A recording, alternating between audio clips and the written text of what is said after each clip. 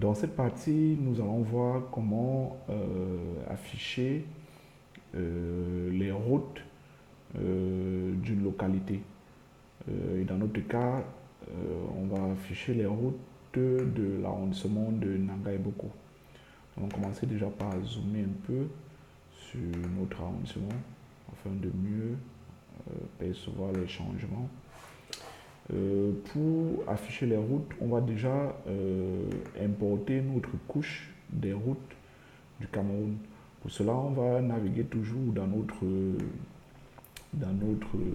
PC, aller dans le répertoire des routes. Là, on a administrative, arrondissement, building, énergie, hydrographie, land cover, sanitaire,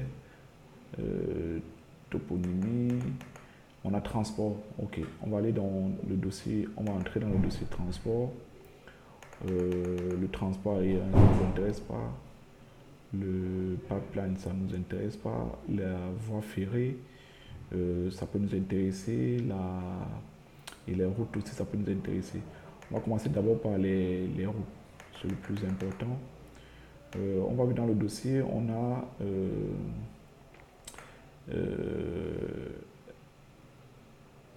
la couche des routes principales et des routes en construction. Prenons les routes principales. On va faire comme précédemment, porter et déposer. On voit donc qu'on a les routes de tout le Cameroun qui sont là affichées en rouge. Et vu que l'on ne veut garder que les routes de l'arrondissement de Nanga et Boko, on va donc procéder à une extraction d'une couche. Donc on va procéder à un découpage en fait.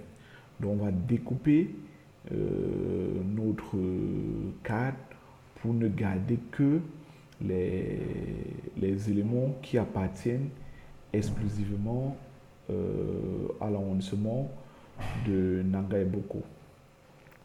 Pour cela, on doit donc se placer sur la couche que l'on veut découper. On va partir on va faire un clic droit sur la couche. On va aller sur découper.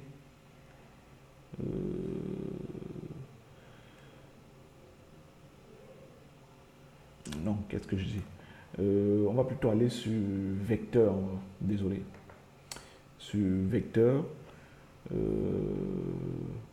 on va aller sur outils de géotraitement et on va choisir couper. Ok. Dans cette fenêtre qui s'affiche, on a deux éléments essentiels. On a la couche source, c'est-à-dire la couche que l'on veut découper, et on a la couche de superposition, c'est-à-dire c'est la couche sur laquelle on va poser le nouvel élément qu'on a découpé. Et dans notre cas de figure, la couche sur laquelle on aimerait poser notre nouvelle découpe, c'est l'arrondissement. Et la couche que l'on veut découper, c'est la couche qui comprend toutes les routes principales du Cameroun. Donc, selon les versions, cette interface est présentée autrement. Pour la version 3.4, elle se présente ainsi, mais le principe reste le même. Deux choses à savoir, la couche que l'on aimerait découper, la couche sur laquelle on aimerait superposer. Une fois que cela est choisi, on clique sur exécuter. Voilà. Lorsque l'algorithme coupé est terminé, donc on nous montre que l'opération a été terminée, et l'on peut apercevoir là qu'il y a une nouvelle couche qui s'est créée et qui a été directement nommée découpée. Donc on peut donc fermer notre fenêtre. On voit immédiatement qu'on a cette partie des routes qui a pris une autre couleur. on peut immédiatement apercevoir cela si on désactive la couche précédente qui contenait tous les routes du Cameroun. On peut donc voir que on a donc découpé pour ne garder que les routes de Nangai Boko. On a donc les routes de Nangai Boko. Là, vu que toutes les autres routes ne nous servent plus à rien, que cette couche ne nous sert plus à rien, on peut donc la supprimer de notre espace. Voilà. Donc on a la Nangai Boko et ses routes. Vous pouvez décider de renommer ceci ou bien de sauvegarder cette couche sous un autre nom pour pouvoir vous en servir prochainement. Donc, comme précédemment, même lorsqu'on avait sélectionné, on peut décider d'enregistrer ça sur un autre ou un nouveau fichier. Je clique tout simplement, clic droit, exporter, sauvegarder les entités sous, vu que j'ai sélectionné toute l'entité. Je n'ai pas sélectionné juste une seule, je dis sauvegarder l'entité sous. Et là, je peux décider de donner donc un nom. Le principe reste le même, rester sur le format shapefile, rester sur la source 4326, donner un nom. Je vais garder cette partie à défaut. Donc, je vais donc aller dans mon dossier shapefile, dans mon espace de travail, dans shapefile. Je vais aller dans mes entités. Je vais donner donc un nom. Je vais donner route Nanga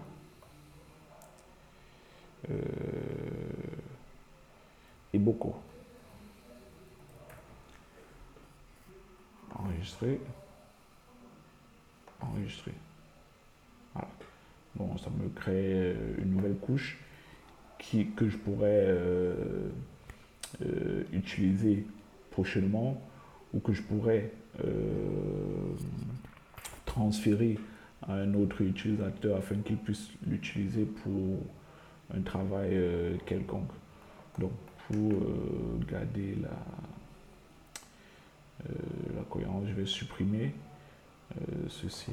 Donc là, j'ai l'arrondissement Nangai Boko, j'ai la route de Nangai Boko. Là, on peut voir que la couleur, elle n'est pas assez perceptible. La norme pour la couleur des routes, c'est la couleur rouge. Donc, on va rendre nos routes en rouge. Donc, je vais sélectionner la couche, je vais double-cliquer, je vais aller sur symbologie, ligne, la couleur, je vais changer la couleur, je vais choisir une couleur rouge. Non, c'est pas le rouge. On va choisir un rouge.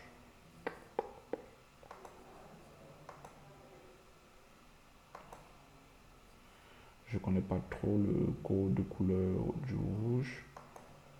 Voilà, bon, je crois là c'est là on est sur du rouge en fait.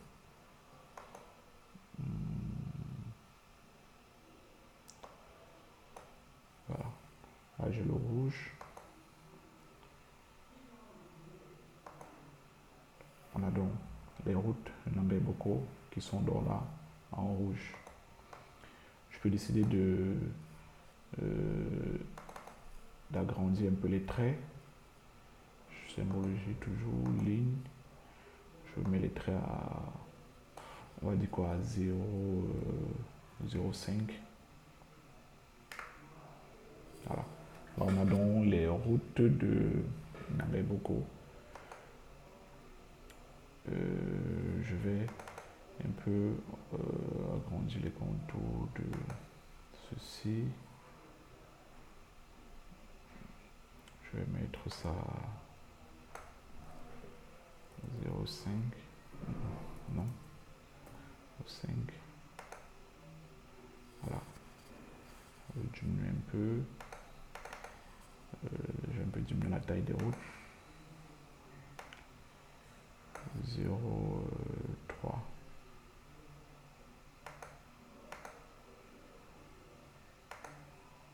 Voilà. Donc là, on engage beaucoup et ses routes. Donc, vous avez compris le principe d'importer une couche, de rogner le comptoir, d'extraire des éléments de cette couche qui n'appartiendraient qu'à la couche de superposition. Donc, on a fini avec les routes. On va faire le même principe avec les lots. Nous allons procéder de la même manière avec l'hydrographie. Donc là, on va aller sur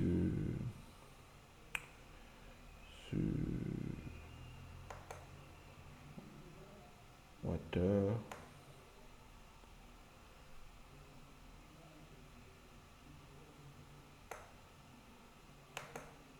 On va sélectionner, porter, déposer.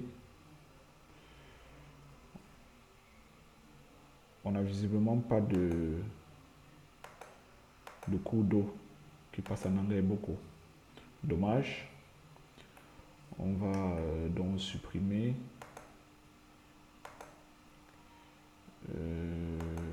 Qu'est-ce qu'on peut ajouter? On va voir s'il y a des chemins de fer qui passent en engrais beaucoup. Bon, on va prendre les chemins de fer en service et non en construction. On porte, on dépose. Ok. On voit donc qu'il y a un chemin de fer qui passe dans l'arrondissement de Nangaïboko. Donc on va donc représenter ce chemin de fer. On va procéder comme tout à l'heure à la découpe. On va sélectionner déjà la couche source. On va cliquer sur vecteur, outil de géotraitement, couper. En couche source, on a bien dans les chemins de fer. Couche de superposition, on a bien notre arrondissement et on clique sur exécuter.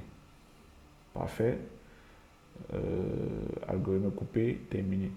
On peut donc fermer. On peut donc supprimer cette couche qui ne nous sert plus à rien. On peut donc créer une copie de cette couche pour la réutiliser plus tard.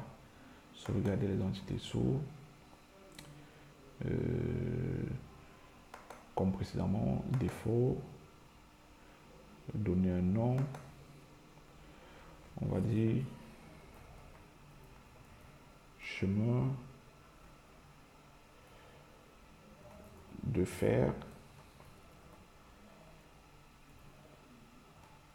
Nanga et Boko. Alors on a donc le fichier shapefile pour les chemins de fer en service de l'arrondissement de Nanga et Boko que l'on pourra réutiliser à l'avenir. Donc on peut donc supprimer. Pas encore, c'est pas encore terminé. On laisse le processus se terminer avant de supprimer le précédent. Ok. Je peux donc supprimer celui-ci. Donc j'ai mon chemin de fer là qui ne se voit pas assez bien parce qu'il est d'une couleur similaire à la couleur de fond. On peut décider de changer cette couleur.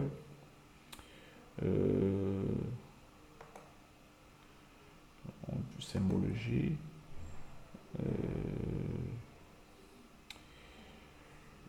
Couleur. On va mettre quoi? Mettons même le bleu. Non, le bleu c'est plus lourd, ça peut se confondre.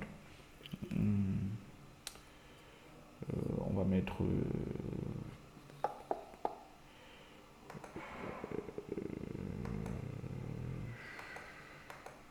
met le vert. Mettons le vert. Ok. Ouais. On a donc là la voie ferrée. Je peux donc augmenter la la taille pour que ce soit assez perceptible. 0,3.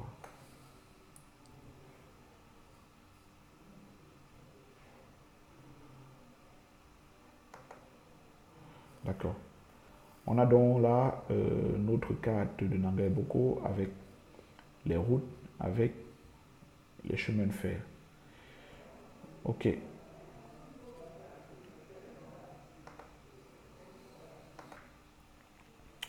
Comme on a fini avec les routes et les chemins de fer, on va regarder s'il y a des cours d'eau qui passent par Nanga Boko. On va dans notre dossier hydrographie naturelle. On va porter river, porter, déposer. On a des cours d'eau là qui passent. On en a beaucoup.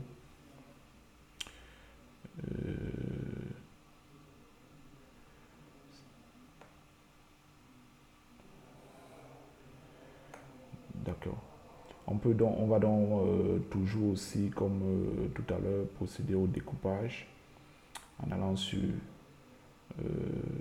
vecteur, outil de géotraitement, couper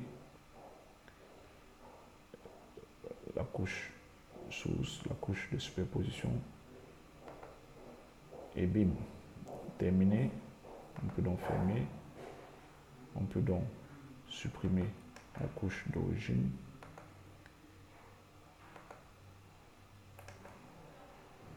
On peut donc exporter pour utiliser plus tard. Défaut, non.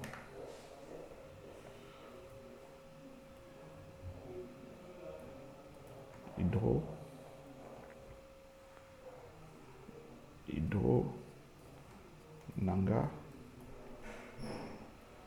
et Boko.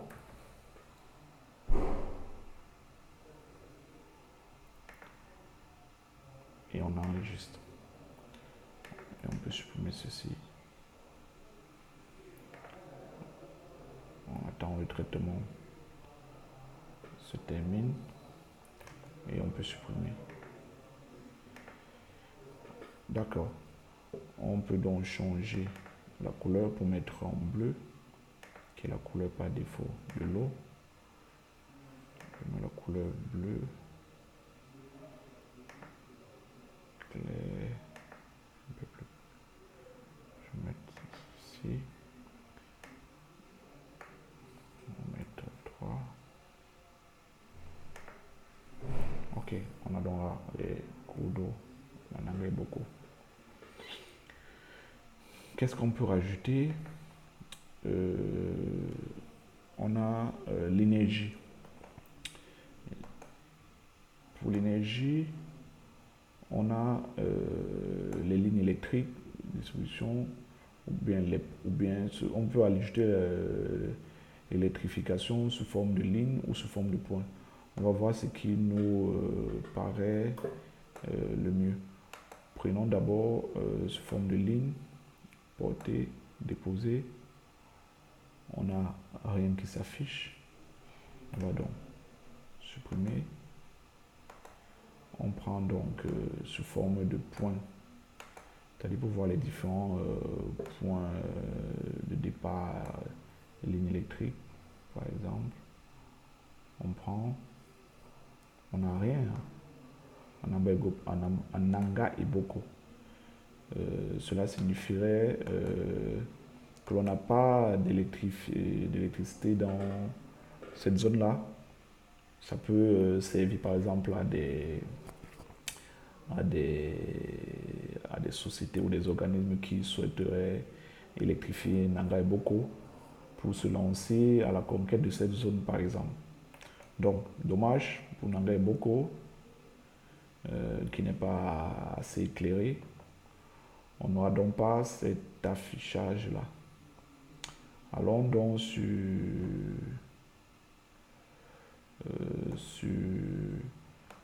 les buildings, les bâtiments. Ok, on va prendre ça. On va mettre là. Ça prend assez de temps pour charger parce que c'est assez lourd. C'est quand même des bâtiments. Ça prend assez de temps. Donc on voit que c'est concentré en une seule zone. Si on zoome, on peut donc voir ce que ça représente en fait. Donc là, on voit que les habitations sont concentrées à un seul endroit. Voilà. Donc voilà.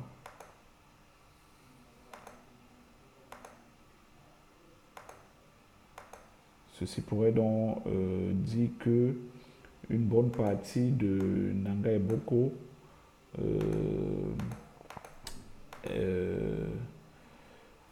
une bonne partie Nanga et Boko est libre quoi, à la construction. Donc certainement ici c'est la forêt quoi. Donc on va donc aussi découper ces bâtiments là comme on l'a fait avec les autres.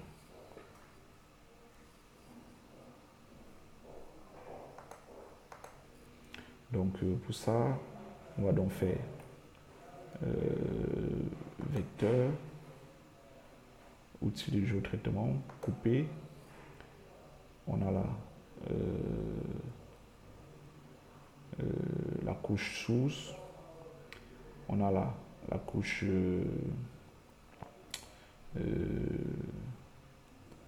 superposition. On va mettre en arrondissement. On va cliquer sur exécuter. OK. C'est terminé. On va cliquer sur fermer. On peut donc supprimer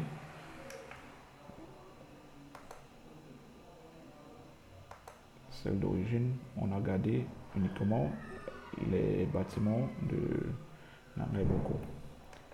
On peut donc, comme précédemment, garder ça comme notre fichier à nous.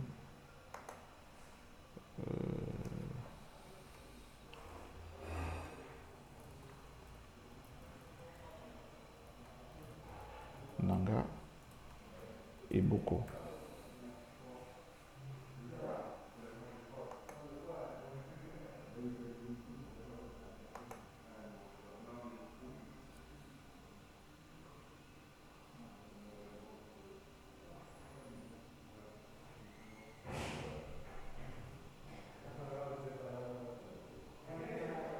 D'accord. On a fini avec ce qui est le building. On va donc terminer en affichant les villages de Nanga et Boko. Voilà. Là, on va aller dans toponymie et on va porter les villages sous forme de points. C'est encore meilleur que sous forme de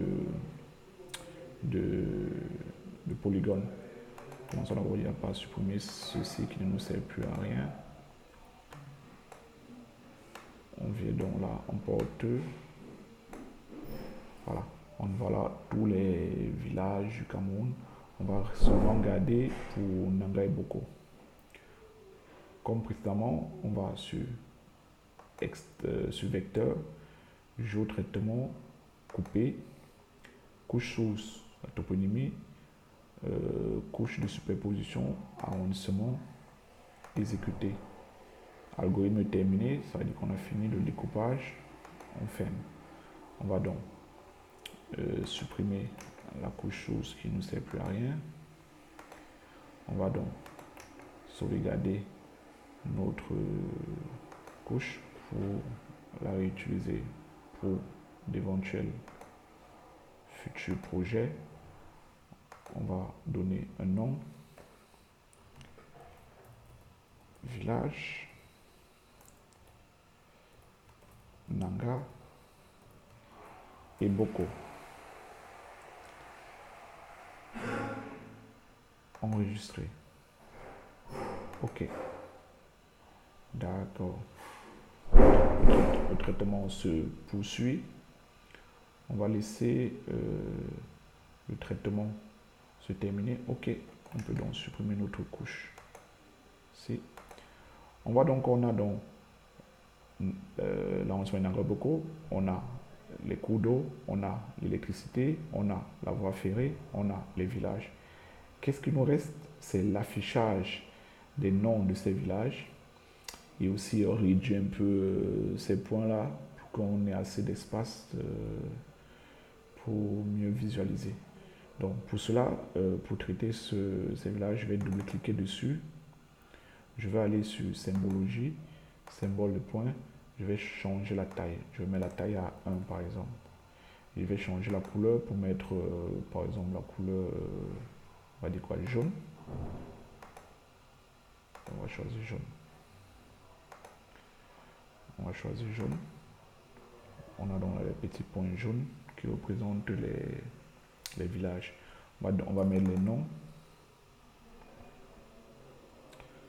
On met les noms. Les noms, on va sur étiquette. On va pas d'étiquette, on choisit étiquette simple. Étiqueter avec, on choisit name. Et on va aller OK. On a donc là tous les villages de Nangaïboko.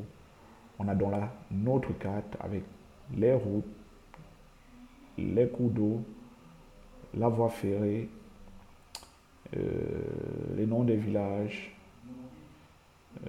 Il ne nous reste plus donc à exporter notre carte, faire la mise en page et imprimer.